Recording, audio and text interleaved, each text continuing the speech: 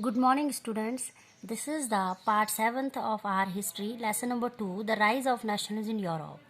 Up to the 6th part, we have discussed all the important headings, content of this chapter. And now there are certain questions which you will be having in your NCERT history book. That there are two questions regarding their content. You will not having sufficient content in your books. That's why in this part 7 I am going to explain that how you will do these questions, and the same question will be given to you as your homework as far as the part 7 is concerned. So the remaining question from your NCERT, that you have to write down a short note on Count Camillo di Cavour. So regarding this, you are having only 2 or 3 lines about Count Camillo di Cavour in your NCERT.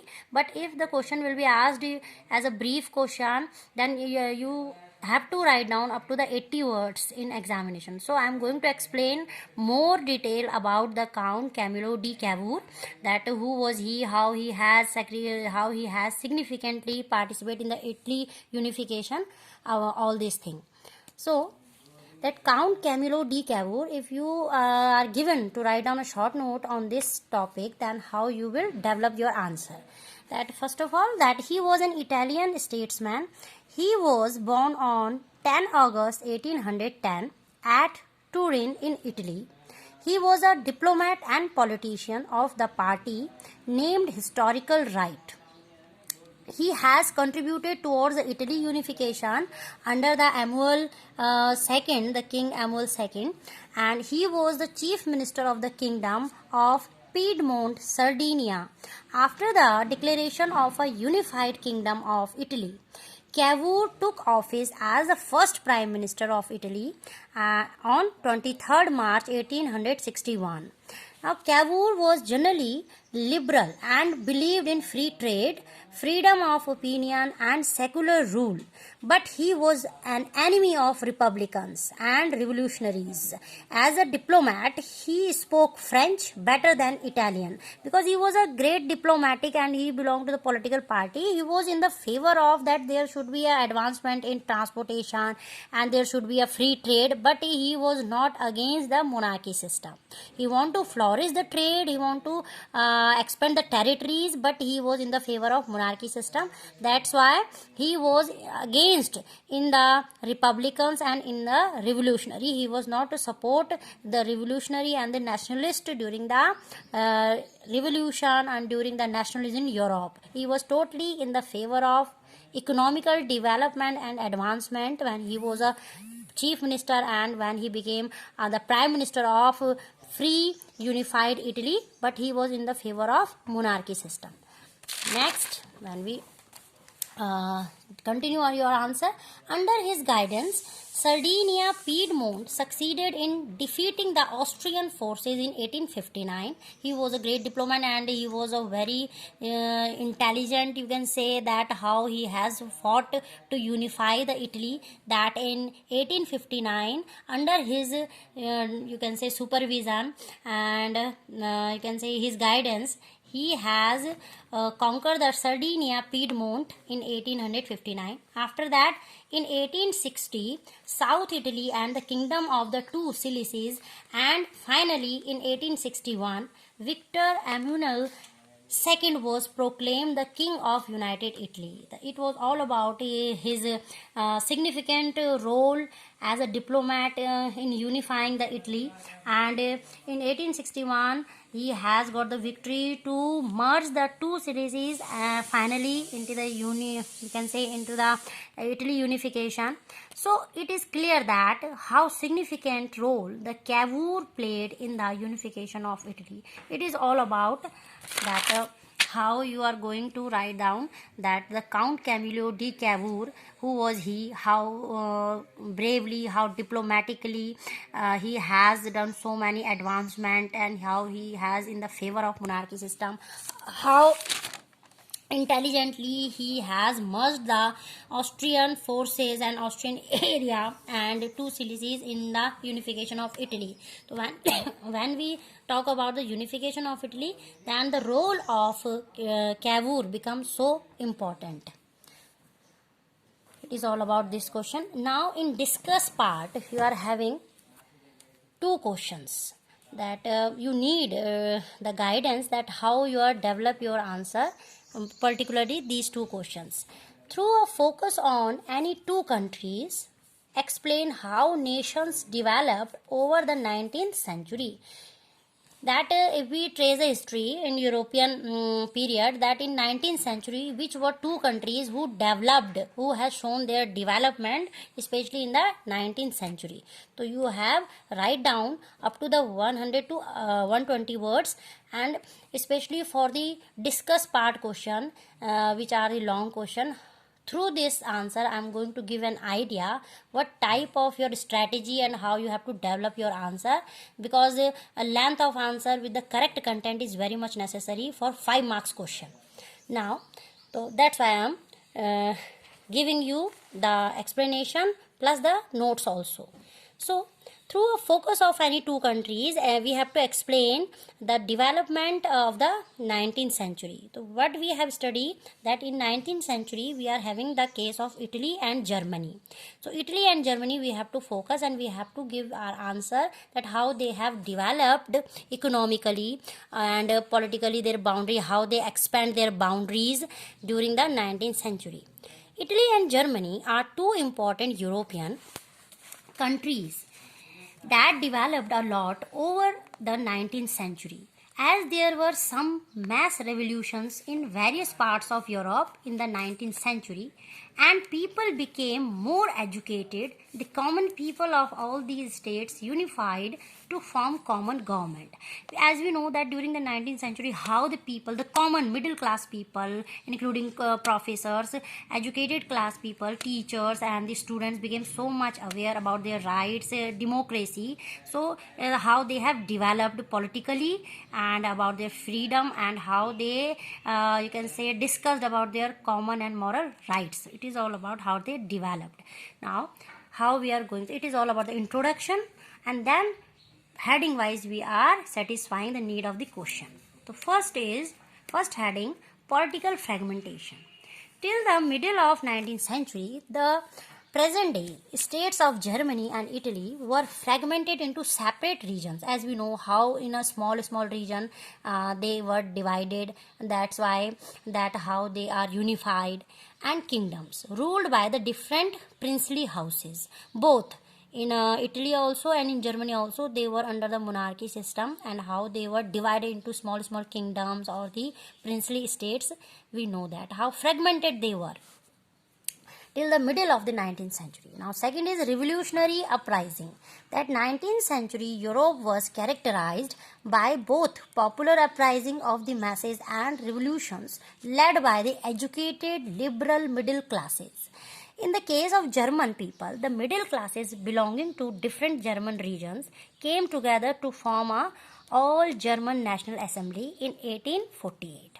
However, it was forced to disband by the power of monarch and military in the monarch and Italy. In the Italian region, during the 1830s, revolutionary like Giuseppe Mazzini tried to establish an Italian republic. However, the revolutionary uprising of 1831 and 1848 failed to unite the Italy. Now, once again, that how politically what type of movement was during the up to the middle of the 19th century, how the people developed their ideas. When we are saying that you have to give the development, it means that how the people thinking also developed politically regarding their rights. That's why we are quoting this heading, that how they come up with the idea of revolution, that they have to show their revolution, their opposition. It means they have developed in their thinking. They are not ready to be conservative or only to follow whatever the king or the monarch will tell to them. So it is all about the development of their thoughts and thinking, and then politically fragmentation also. Now the next heading, that unification with the help of army. How ultimately the monarch also performed very diplomatic role, that they come to know that at that time they cannot stop the common middle class people in Germany and Italy also. That's why they took the help, they took the revolutionary help to form a monarchy, to continue the monarchy system, and they have given the permission also to form a monarchy system under the parliamentary, even that they haven't given the so much power to the parliament bodies under the monarchy system. That after the failure of the revolutions, the process of unification was pursued by the aristocracy and the army in both these nations. That aristocracy and the army also joined each other hand to take the advantage of all the revolutionary, and they compress them, they suppress them, all the revolutionary figures, but ultimately they want to continue to take the advantage of all these revolution in the favor of monarchy system. That Germany was united by the Prussian chief minister Otto von Bismarck. We have talked about him in earlier lectures, that in the case of Germany, how Germany was unified, that the Prussian chief minister Otto von Bismarck, with the help of the Prussian army and bureaucracy, he has given so much effort to unify the Germany. Finally, the German Empire was proclaimed in 1871. Now, the Italian state of Sardinia, Piedmont, played the role of uniting Italy, similar to the played by Prussia in the case of Germany. Count Camillo di Cavour, the chief minister of Sardinia, Piedmont, led the movement to unite the separate states of 19th century Italy with the help of the army and an alliance with France. That he has a very good relationship with the France. That's why he got the you can say support from the French also to unite the remaining small region, to unify them under Italy. It is all about. Now you can also write down that Giuseppe Garibaldi and his red shirt joined to form a united Italy in 1861. Now the Papal States also joined it in 1870.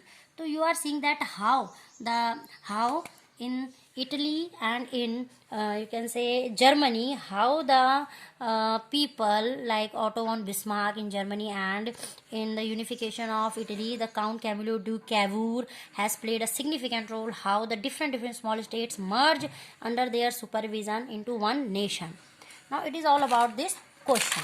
So in discuss that through focus on any two countries, explain how nations developed over the 19th century. So we are giving their development as their you can say mindset, how they became revolutionary, how their ideas broadened, how they favor democracy, and their political fragmentation, then revolutionary uprising, and their politically you can say their boundaries, how their boundaries extended, how the Germany and the Italy unified, how they formed their nation states. This is all about their development politically, their areas, and the uprising revolutionary movement. Such type of answer it is needed to satisfy this question as far as the word limit and the content. Now the another question of discuss, how was the history of nationalism in Britain unlike the rest of Europe? I have discussed with you the strange case of Britain, and I have explained also that how the Great Britain became a unified nation. So you have to trace that how the Britain case is different with the other unification of European state. So other you are having only two, Germany and Italy. You have to differentiate. I am giving you example, and you have to develop your answer more. If you are having any relevant point, you can add. Now that if we take, we are dividing because it is a contrasting, you have to show the difference. Now the history of nationalism in European states like in Germany and Italy was a result of powerful revolutions, wars, and armed rebels. As there was so much of revolution, we know that revolutionary figure Giuseppe Mazzini, then wars also, the First World War also, then the armed rebels, as you know that the case of Balkan areas, native people. It was a result of revolution, wars, and armed forces in the case of unification or nationalism in European states like Germany and Italy. While in the case of Britain, to achieve the nationalism, is the history of nationalism in Britain was the result of long drawn out process. It was not because of sudden movement or revolution. As we know that when we study the case of Britain, that how the Great Britain unified, then the people who belong to different ethnic groups, suddenly it was not a sudden change. For a long period of time they were struggling to preserve their ethnic values, their culture. So it has a gradual, slowly process that they want to be independent state, but there was not any fight or struggle or movement. That's why it is different. The case is different in the Britain as far as the European nationalism, rise of nationalism in European states. Now second point, in the case of Germany, that in the most of the areas of Europe, people belong to the same ethnic groups. The feeling of nationalism occurred. That when we study the Germany unification or the Italy unification, the people belong to the same ethnic cultural background. There was not so much of difference in their ethnic values. Moreover, they are just like each other. So, and in the case of Britain, mostly in every you can say after a particular distance, the people belong to the varied and various different ethnic groups like Wales, English, Scot and Irish, and all people are having their different language, cultural background and their way of thinking and their, you can say, all about their cultural identity. They are very diverse. Next, that and they were very diverse in Britain, and so these different ethnical people developed the spirit of nationalism to be an independent nation. The third point, that in the European nations like Germany and Italy, kings or other national heroes played a major role in the formation of nation state. Yes, when we trace the history, in the case of Germany and Italy, there were so many revolutionary figures, Giuseppe Mazzini and the other kings, Emmanuel II and Cavour. There are so many, Giuseppe Garibaldi. There are so many revolutionary figure and diplomat who has given their significant role to form a nation state. While in the case of Britain, in Britain, the English Parliament seized power from the monarchy in 1688 and was the instrument through which the nation state came to in existence. So there is that when we see that how the Great Britain has formed, it was a case of that the English Parliament, in England people, we study that how economically they became so much empowered and how the England Protestant helped the other neighboring countries Protestant to establish their, you can say, one man army, and the England became so much powerful. So in the case of Britain and the British Parliament seized the power of from the monarchy. They continue the monarchy system, but they are having their monarch power were limited with the English Parliament. And in monarchy in 1688 was the instrument through the which the nation state came to an existence. So it is a difference that the history of nationalism in Britain is different, unlike means different the rest of the Europe. The rest of the Europe, you will take the example of Germany and Italy, and the Britain we have differentiate that how in Britain nation state or unification is different from the Germany and the Italy nation as a nation state. So in such a manner you can add some other relevant point also if you think these are the guidelines that how you have to develop your answers. Before ending this lecture, I want to show you that in NCERT, write in brief, I am giving you that the way that how much we have completed. We have note down the short note on Giuseppe Mazzini, Count Camillo di Cavour. You will do it in your 7th part homework. The Greek War of Independence we have completed. The Frankfurt Parliament we have done. The role of women in nationalist struggle we have done. What step did French revolutionary take to create a sense of collective identity among the French people? We have done. Who were Marini and Germania? We have done. What was the importance of the way in which they were portrayed? Done. Briefly trace the process of German unification. I have given you this question in your 6th part homework. Probably you have done. What changes did Napoleon introduce to make the administrative system more efficient in territories ruled by him?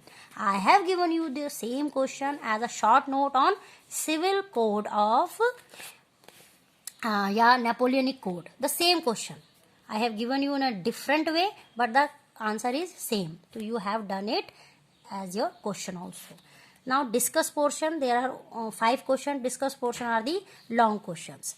Explain what is meant by 1848 revolution of the liberals. We have done it. Choose 3 examples to show the contribution of culture and growth of nationalism in Europe. We have done it. Through a focus of any 2 countries, explain how nation developed over the 19th century. I have discussed it in the 7th part. So you will do it 7th part homework. How was the history of nationalism in Britain unlike the rest of Europe?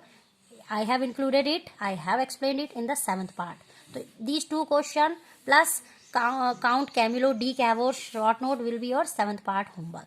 Now the last question, why did nationalist tension emerge in the Balkan? You have done it in the 6th part question. So I want to make you understood the students that whatever notes we are completing regarding the chapter, I am also remembering the fact that anyhow they are also questioned you in the NCERT folder. So with the notes plus we are time to time in every lecture we are continuing the related questions which are given in the end of the chapter. As these questions are not included, are not having the sufficient content if I talk about. That's why I have made a different notes for these 3 questions, and it's all about note on Count Camillo de Cavour. We have done it. Discuss through a focus on any 2 countries. Explain how nation developed over the 19th century. We have discussed it and we are having the answers. Now the last, how was the history of nationalism in Britain unlike the rest of Europe? We have discussed. You are most welcome to add any relevant point to these answers, but it should be correct. First of all, there should be an authentic surety that whatever you are writing, they are correct. And NCERT book is the best way to develop your answer, and they are most authentic source of your syllabus and everything whichever written in the NCERT books. There is no doubt, there is no question that whether they are right or wrong. They are absolutely the best way to study and to answer your questions. That is all about your we have completed the 2nd chapter of history, the rise of nationalism in Europe.